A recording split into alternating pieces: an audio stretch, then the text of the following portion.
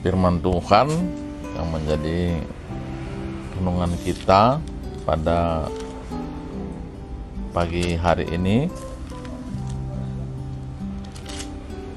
diambil dari kitab 2 Samuel 19 ayat 9 sampai 14. Berikutnya pemikiran untuk membawa Daud kembali. Seluruh rakyat dari semua suku Israel berbantah-bantah, katanya, Raja telah melepaskan kita dari tangan musuh kita. Dialah yang telah menyelamatkan kita dari tangan orang Filistin, dan sekarang ia sudah melarikan diri dari dalam negeri karena Absalom. Tetapi Absalom yang telah kita urapi untuk memerintah kita sudah mati dalam pertempuran. Maka sekarang, mengapa kamu berdiam diri dengan tidak membawa raja kembali? Raja Daud telah menyuruh orang kepada Zadok dan Abiatar, imam-imam itu, dengan pesan, berbicaralah kepada para tua-tua Yehuda demikian, mengapa kamu menjadi yang terakhir untuk membawa raja kembali ke istananya? Sebab perkataan seluruh Israel telah sampai kepada raja. Kamulah saudara-saudaraku, kamulah darah dagingku, mengapa kamu menjadi orang terakhir untuk membawa raja kembali? Dan kepada Amasa haruslah kamu katakan, bukankah engkau darah dagingku? Beginilah kiranya Allah menghukum aku, bahkan lebih lagi daripada itu, jika engkau tidak tetap menjadi panglimaku menggantikan Yoab. Demikianlah dibelokkannya hati semua orang Yehuda secara serentak, sehingga mereka menyuruh menyampaikan kepada raja pesan ini, kembalilah tuanku dan semua anak buahmu. Ya, jadi ini peristiwa pasca kematian Absalom. Absalom yang mengambil alih kekuasaan, sementara Daud menjadi orang pelarian, tapi kemudian terjadi pertempuran dan Absalom mati.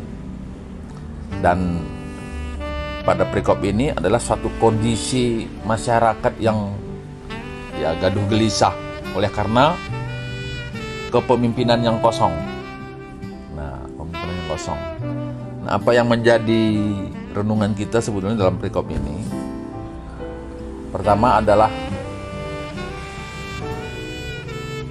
inti dari peristiwa ini ataupun akar dari peristiwa ini adalah satu peristiwa dosa, dosa Daud. Dan akibat dari dosa itu, pastilah dalam kondisi seperti ini Daud sebagai tokoh dalam perikop ini orang yang paling bersedih, berduka, oleh karena rakyat yang bercerai-berai dan anaknya yang meninggal. Tentu ini jadi perenungan bagi kita bagaimana dahsyatnya suatu dosa.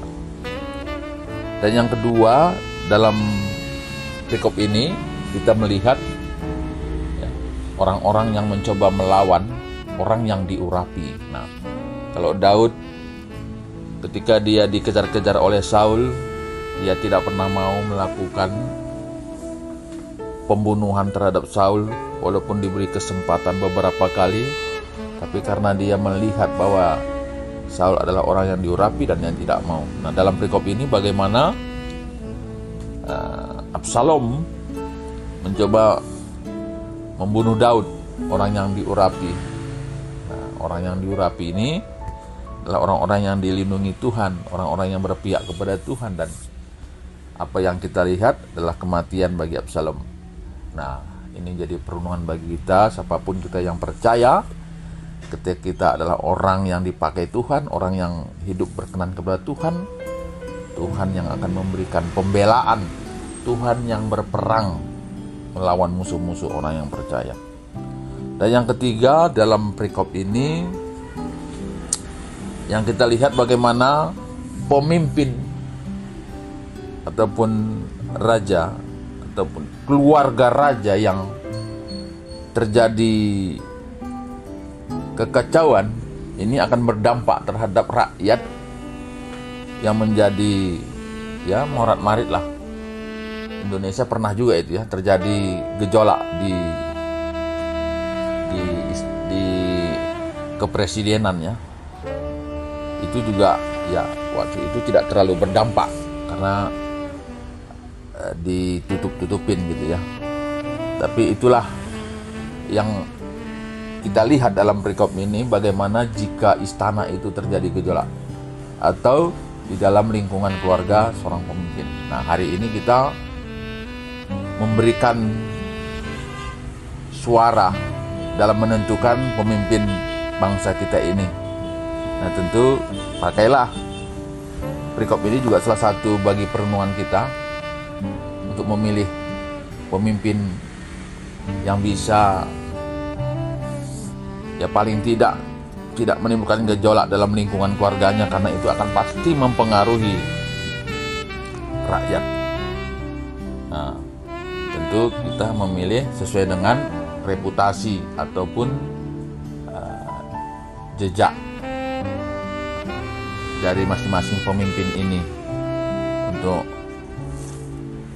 kita pilih menjadi pemimpin ya.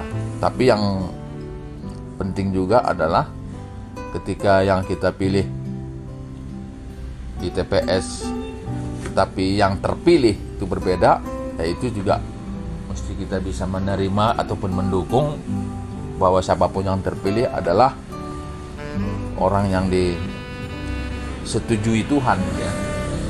Tuhan menyetujui dia menjadi pemimpin kita dan kita mendukung.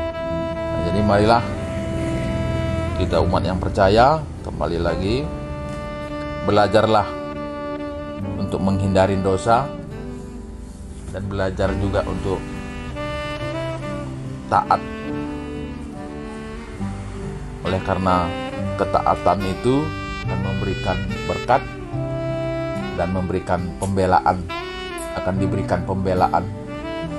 Itulah Tuhan kita Yesus Kristus. Tuhan kalau semakin kita dibaca dengan semakin bersyukur atau berpari. Haleluya.